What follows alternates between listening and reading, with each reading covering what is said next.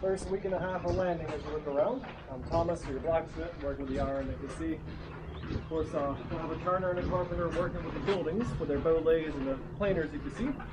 They'll take care of building the houses while I can save my iron stock and make the hooks, nails, hinges, all that you need. So today we're upwards to 1,000 nails of a contract duty to get that heated out and of course to a fine point. We're going to get to measure out this lovely device. It's called a header. Put it down, give it a nice cut right here with the fuller.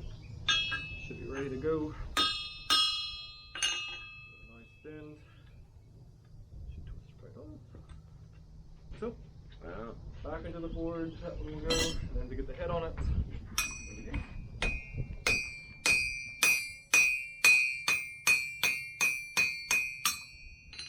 That's the nail is board. Wow. Into the water. Don't forget that last step, it gets a little heated. And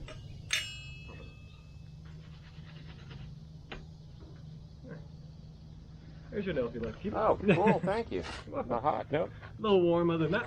Oh, That's awesome. Thank you all. Thank you. Have a great day. Thank you.